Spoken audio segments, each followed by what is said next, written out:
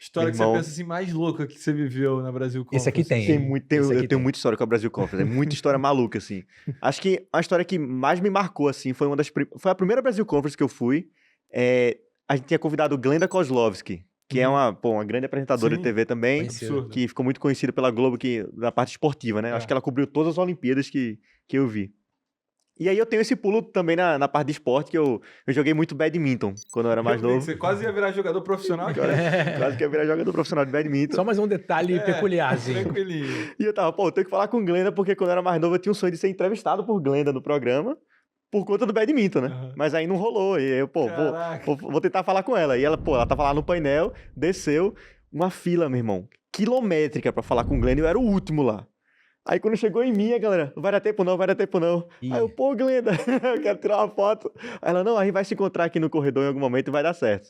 E aí, dito e feito, assim, porque a Brasil Converse é isso. Sim. Tipo, a galera não fica no cantinho, não, irmão. Tu todo tá mundo andando, aberto, passa- guarda aberto, tipo... Irmão, trocar tu entra na ideia. farmácia, tá ministro Barroso, assim, tá ligado? O negócio é um exatamente. negócio sinistro. Exatamente. E aí eu vi Glenda em outro momento e eu comecei a conversar. A minha fala de 10 segundos pra Glenda foi: Glenda, eu jogava badminton, mas tive que parar pra estudar e hoje tô em Harvard. Aí ela, Caraca, foi um bom pitch, o que hein? foi que aconteceu? Foi o Hulk. Ó, o Hulk aí. O Hulk. Aí ela, o que foi que aconteceu, velho? Aham. Aí eu comecei a contar, e Glenda é, tipo, super animada, assim, espalhafatosa, assim, sabe? Então a gente tava conversando, aí, sei lá, passava o Luciano Huck, ô Lu, vem cá ouvir a história do menino aqui, senta aqui, senta aqui. Aí, meu irmão, eu sei que de 5 minutos de história ali já tinha uma roda, assim, ao meu redor, só com gente sinistra. Aí tinha Luciano Huck, tinha Virna Dias, que depois virou super amiga também, que é atleta olímpica de vôlei. Então a gente criou uma amizade muito massa ali, eu e Glenda. E aí depois Glenda puxa assim e diz: ô Matheus, tu é de Recife. Toda vez que tu vai pra tua casa em Recife, né? Voa de Boston pra Recife, tu tem que passar por São Paulo. Então faz o seguinte: quando tu for pra Recife, em vez de comprar passagem só com conexão, fica uns dias em São Paulo e tu vai ficar na minha casa. Quero dar uma voltinha contigo em São Paulo. Irmão, Que absurdo. eu falei, beleza, então bora, Glenda. Eu não sabia se ela tava falando da boca pra fora ou não, né? Não, se acontecer... Irmão, eu colei em São Paulo e minha vida virou um filme. Foi um negócio bizarro, assim. Ela me levou pra Band, porque quando ela tava aqui na Brasil Conference, eu dei um tour pra ela, né? Vim aqui no laboratório e tal. Ela fez um monte de story meu e, postou sobre mim. Ela foi super amiga mesmo, assim. Quando eu cheguei lá na Band, todo mundo me conhecia, pô. O diretor da Band veio falar comigo e tal. Aí a gente jogou um vôlei com a galera que apresentava o jornal Hoje. Que loucura. Aí, o vôleizinho dos atletas olímpicos, um rolê assim, sinistro. Fui pro rolê da MTV, aí conheci a galera da MTV também. Eu, meu irmão, o que tá... Minha vida virou um filme depois disso. E aí, velho, só segue, assim, esse ano, com os apresentadores... Fala do Anderson Silva, fala do Anderson Silva, Anderson Silva tava aqui, um dos maiores lutadores aí da história do Brasil. Gold. Não pensei nem em apresentar, né? E aí, Anderson Silva, eu juro a vocês, eu acho que eu dei o troféu simpatia da Brasil Conference pra Anderson Silva. Ele é um cara lutador, aquele cara que você pensa que é super marrento. Meu irmão, um amor de pessoa, cara, velho. Tira a onda, tá sempre com a gente. Monstro demais. E aí tem um vídeo que ele fez que é dizendo que era pra eu ser presidente da República. Ele fica: Matheus, eu confio em você, você tem tudo pra ser o presidente e tal. Joga esse vídeo aí pro pessoal. Joga esse vídeo pra galera. Vocês vão ver esse vídeo aí. Pra ele, vai ter um corte daqui 10 anos quando ele puder virar presidente, que se ele virar, vai vir primeiro o editzinho com a música. Exatamente. E depois os takes foda. Quem vai ser o presidente do Brasil? Eu acredito que o futuro do Brasil está nas mãos do Matheus. Meu Deus Ih, do céu. ela A pressão. foi declarado. Eu tenho absoluta certeza que até chegar o momento de ele se tornar nosso presidente, ele vai adquirir conhecimento para poder liderar o Isso nosso aí. país da melhor forma possível. Isso aí, nosso presidente. Tamo junto. Que isso? Foi determinado, fechado, gente. tamo Foi fechado. Conte com o meu determinado. voto. Estarei lá. Que estarei isso? lá. Olha. Não, e tem muita coisa, pô. Pô, já dei tour pra produção inteira do Luciano Huck, do Domingão, então eu conheço geral lá. No programa da Ana Maria Braga também. Fui pro programa da Ana Maria Braga, porque... Também, pronto, ó, essa é outra história legal.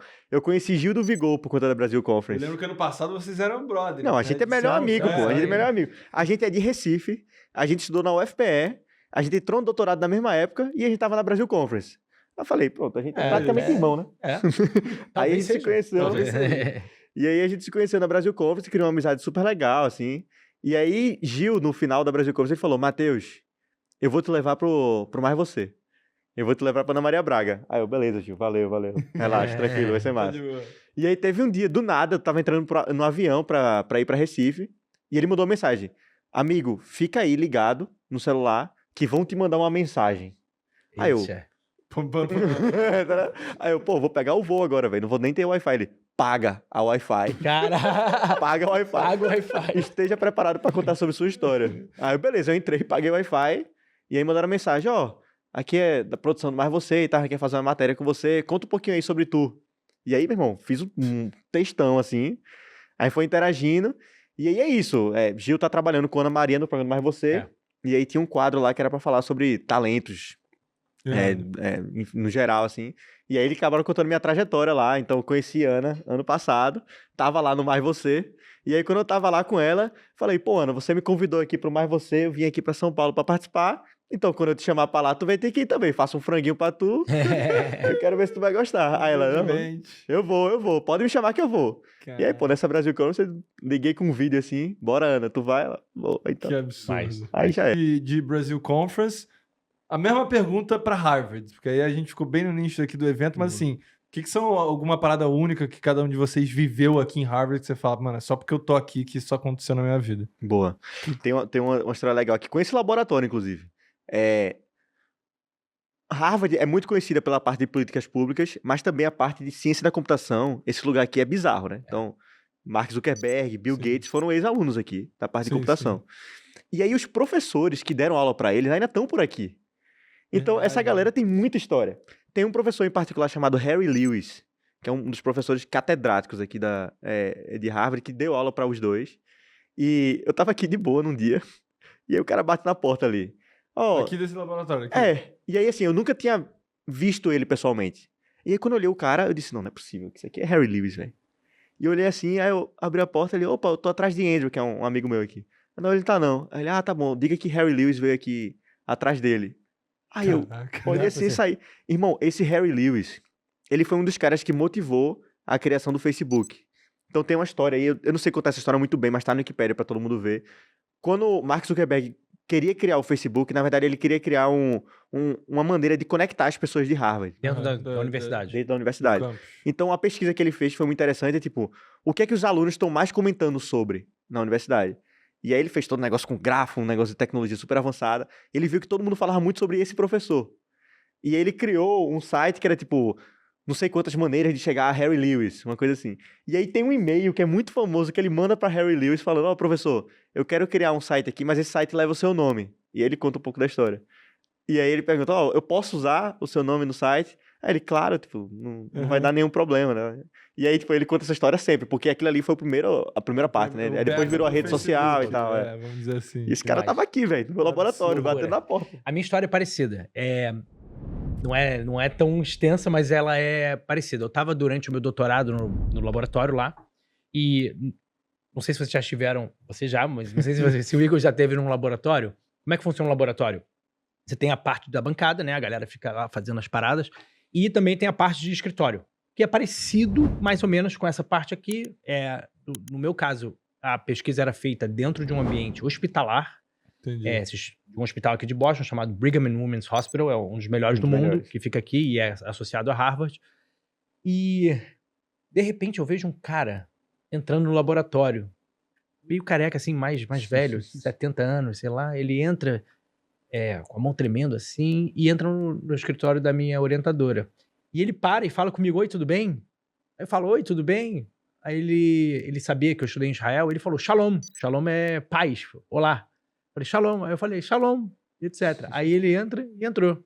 Aí eu fico assim, meio... Como é que esse cara faz? Quem é esse maluco? Aí um amigo meu, assim, que é pós-doc, né? Ele me cutuca e fala, tu sabe quem é ele? Eu falei, não. Esse tu sabe quem é ele, acontece muito aqui, né, velho? Tu sabe quem é ele? Não. Cara, ele é o inventor do stent que se coloca no coração. Pra quem não sabe o que é o stent, é a tecnologia que está nos peitos dos meus pais hoje em dia. Sim. E nos peitos dos pais de muitos de nós Quase aqui. foi do meu pai. Exatamente. Pra quem não sabe, o que é o stent? É uma molinha que ela é colocada dentro de uma veia, uma artéria que está obstruída parcialmente, né? E ela abre assim. E o que acontece? Essa molinha, ela previne morte por aterosclerose. Né? Ela previne a morte. Eu acho que tem uns dados de muitos milhões de pessoas no mundo usam stent. E vários, milhares, por dia são colocados. Foi o maluco que inventou. Tava lá. E ele falou shalom pra mim. Feliz Pô, da vida. Shalom pra ele também. Não, e assim, é um pouco... Você perguntou essa coisa das coisas mais loucas. Eu acho que é por aí. Aqui a gente tem encontros que são com professores que você lê o livro a vida inteira, sabe? São professores Sim. que você escuta falar e tá dando um seminário. Talvez hoje a gente tá gravando na terça-feira, né? Terça-feira. Talvez na quinta-feira vai ter um seminário aqui com outro professor gigante. Tem um professor gigantesco que eu falei, que era o Robert Langer, o Deus. Uhum. Ele vem direto pra cá, da palestra. Ele é o engenheiro mais citado da história. Não vai haver, provavelmente, ninguém igual a ele. Caraca. Ele tem, sei lá, 300 mil citações. Só pra quem não sabe o que é citação. A gente falou dos artigos, né? Eu publiquei um artigo. Agora, aquele artigo, ele é relevante ou não? É outra pergunta. Você só sabe se um artigo é relevante ou não por causa, em parte, do número de vezes que aquele artigo é citado em por outros outros, pesquisadores. Uhum.